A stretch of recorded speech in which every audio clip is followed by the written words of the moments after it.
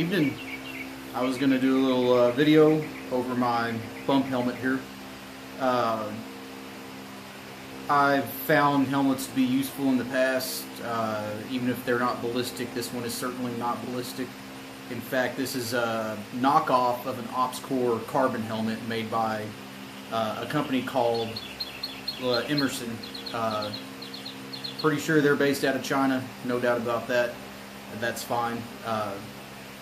I've whacked my head a couple of times, and I'm glad that I had something on, even if it is a cheap knockoff of a $600 or $700 helmet. It is just a bump helmet. There are vents in it. You can see the vents in there. I run typically covers over it, so the vents are still there. They help a little bit. My favorite cover is on here right now. Actually, underneath it is a woodland cover, but on top of that, I have tacked on a piece of essentially mesh, real wide mesh, and I've tied a bunch of strips of an old Marpat uniform that I had from my early days as a Marine that I had laying around. It's a small regular, no way I'm fitting in that anymore. So I chopped up the back piece and made a Cabbage Patch cover. I first run across these when looking over pictures of my dad's time in the Army. He was part of the 7th Infantry Division, and during the invasion of Panama, which he was involved in, they had Cabbage Patch covers, and this is essentially what they were. Theirs were much more involved. They were a lot puffier, a lot more material in them, and the material on them was typically a lot longer. All I did here was I took a pair of trauma shears, and I cut 6 to 8 inch or so strips out of the back, not that wide, probably about a ½ inch or so wide strips, and I did a single overhand knot on where all the fabric crossed itself, and added a few more extra strips in there too. It helps break up the outline of your head a little more whenever you're in bushes and stuff like that, and I think it looks pretty cool. There are some questions from some people about how would they attach how do you attach your eye pro and lower face protection if you wear that to the helmet if you wear goggles. Some people will just wear glasses, and that's fine. I don't really want to do that. I'd rather wear goggles, and I like my teeth, and I don't want to spend money on fixing them, so I wear lower face protection when I play airsoft. This helmet also gets used for other stuff. I'll strip the cover off of it, and I've used it for rappelling and exploring some old mines and stuff like that whenever I was stationed on the West Coast. It's protected my noggin from a few hits from doing that, being underground. I do have a night vision device, and this specific model has a bolt-on shroud, bolt-on MVG shroud, and my Rhino mount fits in here actually really well. It's a nice tight fit. Doesn't really wobble or go anywhere. I'm not worried about it coming out. That is an actual metal shroud, that's not plastic. And then it has the bungees on here as well. I will also attach those whenever I'm running a night vision device on here, which isn't very often.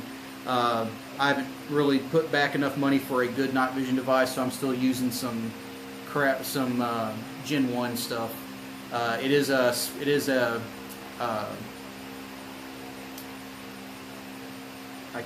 Armasight Spark Core, that's what it is.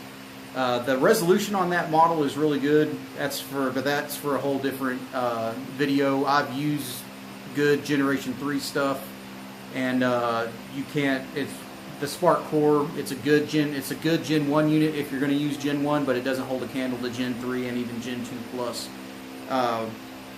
Anyway, getting into the goggles. So what I've got here is a set of Vulcan goggles. Put this up here for a second. So if you look right here, I have the arc rail adapters here for the small goggle band. They make a wider one too that's got the same connection on the back.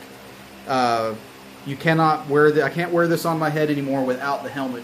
but that doesn't matter. I've got extra goggles. So on the back of the arc rail here,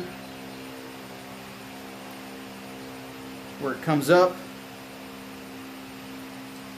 that is where I put them. Back there. Just pull the protective sock off. Same thing on the other side.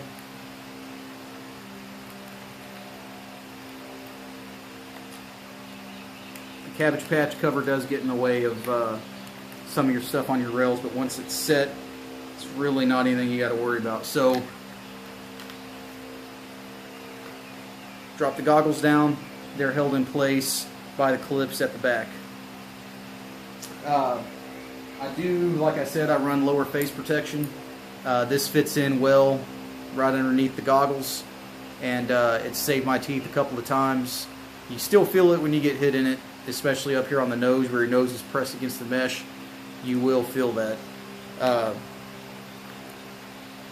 So what I did here was I took what's called Type A cord, which is basically very thin, paracord, and attached it to the O2 mask clips, the O2 mask bayonet clips. And where these go on the arc rails, get the goggles off real quick. So where these go on the arc rails, if you look back here on the arc rail where it makes that bend, that is a bayonet receiver. And I just clip it in there.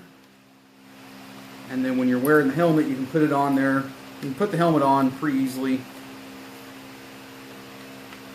while everything's attached, and the goggles would normally be attached too. And then you just swing this over and then clip it into the other bayonet fitting on the side. Now let's say I just don't want it on, or I'm in a safe area, I want to get a drink of water. I reach back, press the little bayonet clip, it's out of the way, I can drink water, talk to somebody. I'm in the respawn, I'm refilling magazines, I don't need to have this on. Or I can just take it completely off when the game is called or whatever. I'll go ahead and put everything together real quick. And you see how it all integrates. Eye Pro on, lower face Pro on. It's all integrated into the helmet. Now, when the times where I do use this for shooting real still, I don't wear the lower face protection, and I usually wear just regular glasses. So these come off real easy, real fast, and then I can put my Ear Pro on underneath the helmet. It's just a set of low-cost, $40-something Howard lights. They're not fancy, but this is how I've integrated my face protection into the helmet. It's low. It's relatively low profile. Easy and quick to take on and off, and the lower face Pro is easy to disengage if you need to drink water or something else like that, because obviously getting a bite valve in here wouldn't be fast or easy, so they're just disconnect. I still got my Eye Pro on, and my eyes are still protected to drink water, and then if I got time, throw that back on.